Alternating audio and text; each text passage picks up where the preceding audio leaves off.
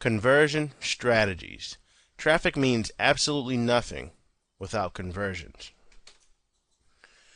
You see, often there's too much emphasis in the internet marketing community put on traffic. Everybody is building products around traffic. Traffic is treated as the holy grail for internet marketers, and not enough attention, especially with newbie marketers and even medium to intermediate marketers.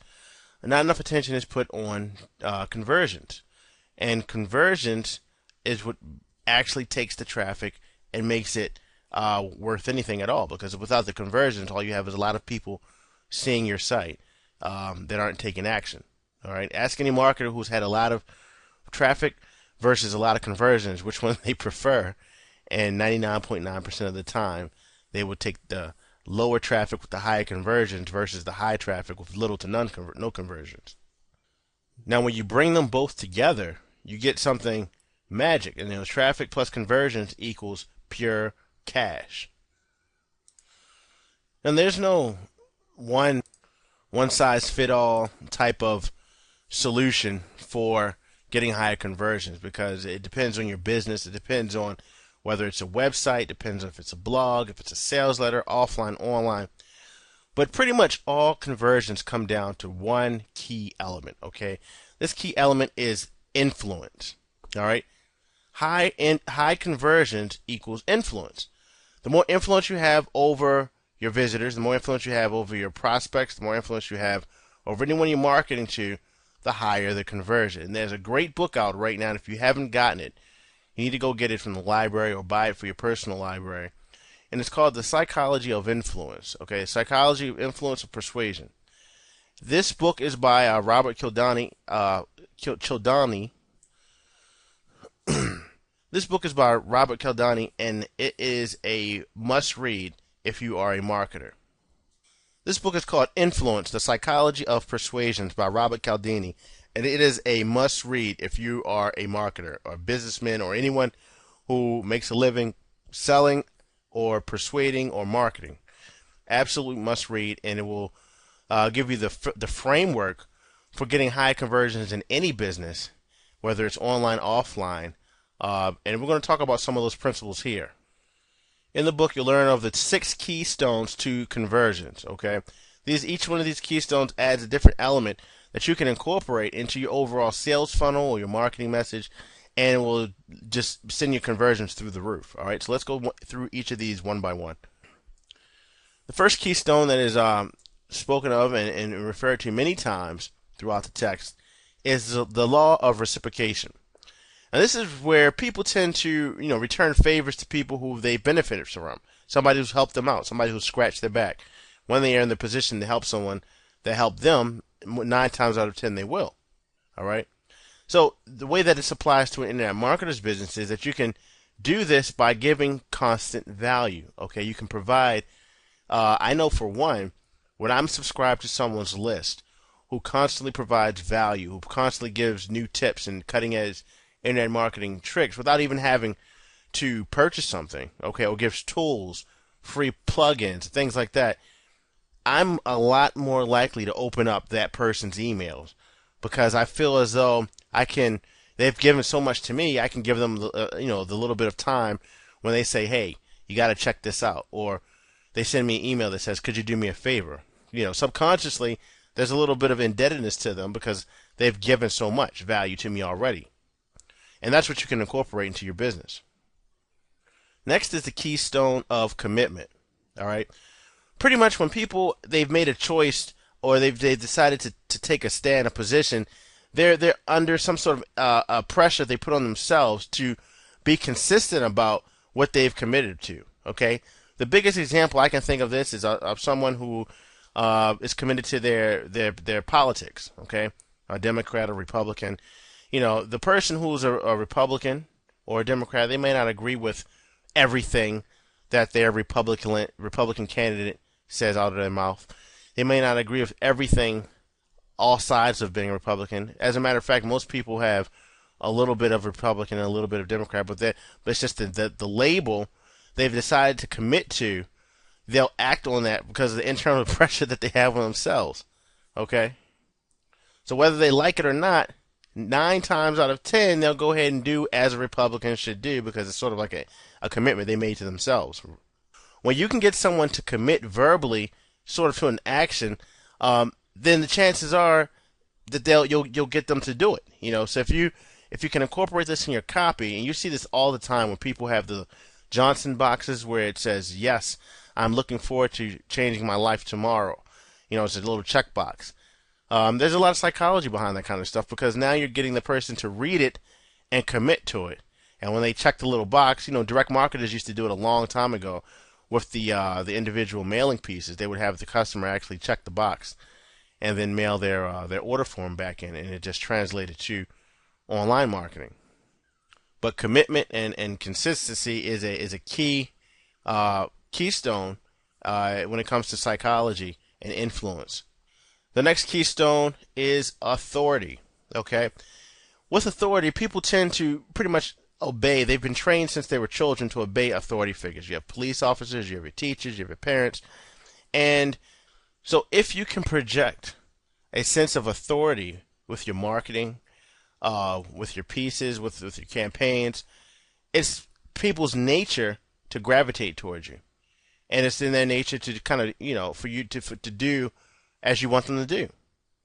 And then sometimes you'll have marketers that will abuse this. Be at the big conference and you'll hear, XYZ marketer with 10,000 people on his list referring to his subscribers as sheep. And just saying all kinds of things. If you do this, then they'll do that, and then talking about them as if they're animals. This happens every day. There's a right way and a wrong way to project authority. You want to do so in a way that it's always providing value. Okay, it's always giving back to the people who you're marketing to. If you project an air of authority and you also pile on top of that massive value, well, now you've just positioned yourself way above your competitors because your list will flock to you, they'll respect you, and they'll buy from you. All right, and then your conversion, you can take the same sales letter, and one be coming from you with your air of authority, and the other one coming from someone who just seems like an average Joe who's kind of even scared to have the letter written. All right, the average Joe might sell, but the guy with the authority, the trust, the respect is going to sell a lot more. He's going to convert a lot more. And believe it or not, you're going to see how to do that all within the sales letter or all within the email, okay, or in your blog post. But just keep that in mind right now as one of the most important keystones that we're going to use. The next keystone is an obvious one and a very, very powerful one, and that is social proof. Okay, people do things that they see other people doing. It's a classic example. 2 restaurants on a busy street. One restaurant's completely empty. One restaurant is packed, the line's out the door. Why is it that everyone, including yourself probably, will continue to stack into the line that's full and leave the one that's empty? Where they can get their lunch in half the time, be in and out, on their way. Because it's general perception. The perception is the one with the long line out the door, obviously they have better food, right? When in all actuality, it could be exactly the same meal. But the proof is there, the social proof. Everybody's going here. They must have a deal. Their food must be better. They must be giving away free TV. Something's happening. And that's why people go there. And it happens all throughout life. Happens in marketing. This is why the use of testimonials is so powerful. It was so powerful, as a matter of fact, people got a little carried away with it. And I'm sure you've seen all of the people using fake testimonials, or people taking celebrity endorsements like Oprah, Dr. Phil, Rachel Way, and putting them on their sites. It's the reason these guys were doing this, because it worked like crazy. They were getting crazy conversions. And the problem is that it wasn't legal. They were doing this without the permission of those people, or were twisting facts. Oprah would say one word like water, and then all of a sudden some site would say, Oprah says water will save your life, for this cancer pill. Or they would say a word like acai berry, and then they'll just twist it, and Oprah never said that. She just mentioned, a general product, and they associated it with them. But it worked. And a lot of people made a lot of money off of that. There's a right way and a wrong way to do it. Okay? So we'll go over that as well. But testimonials, social proof can send your conversions through the roof. The next keystone for high conversions is the friend effect, what I like to call the friend effect. This is the fact that people love to really open up and say yes to requests from people that they know, people that they trust, people that they like. And people tend to like others who appear to have similar opinions, personalities. It could be their lifestyle, things that are generally the same. There was a group, a marketing group that tested this and they perfected it. Okay, they taught their salesmen to mimic the people that they were selling to, and they put this group of copycat salesmen against another group of people, of salesmen who just did their normal dialect, their normal approach. And the copycat sales group, these guys would go out and they would try to sell copy machines, and they would see a guy. They would meet with a manager, and maybe this manager was from the South, and he would talk a lot slower, and he would pause different ways, and he would use different slang. Well, the copycat salesmen would go and they would start. They were, most of them were from New York City, but when they talked to their Southern clients, they would slow it down, use it not to insult them, not to the point where it's like they're mocking them, but to the point where they're not coming off as some fast talking city slickster. That's how a lot of people from the North appear to some of the people in the South, even though it's just the way they grew up talking. So the people who copy, they instantly generated some sense of rapport because as they touched their chin, they copied and touched their chin. If the customer folded their arms, if the prospect folded their arms, well, the salesman would fold his arms the exact same way.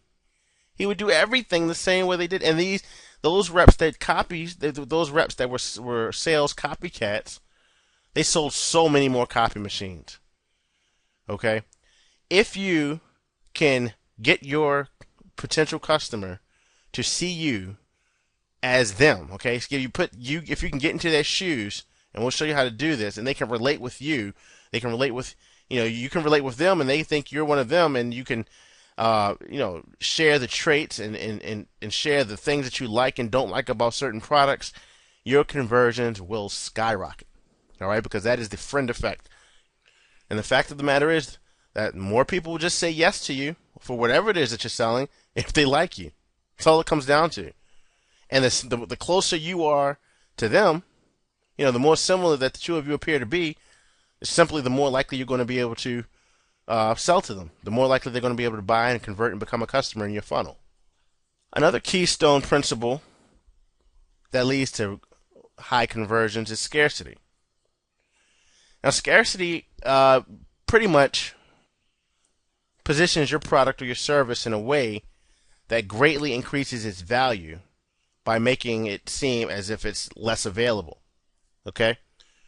So by having it right there hanging in front of the customer's face like a carrot and then taking it away while after you've already poured in all the value and they can see it, they can taste it, they can feel what your product will do for them, then you throw in to your offer, to your sales pitch, to your process, the fact that that offer is not going to be around forever, and only a certain amount of people can have access to it, well, then you're injecting a bit of scarcity.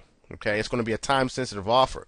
And at that point, if you test a letter with that scarcity element and you test a letter without that scarcity element, okay, or if you test an offer with it, or if you test a sales process with that bit of scarcity and without it, you will find that the scarcity, the offer or the funnel or the sales letter that uses the scarcity will greatly, greatly outconvert the one that does not include it. And if you use all of these keystone principles, well, you're well on your way for a ridiculously high converting funnel and sales message.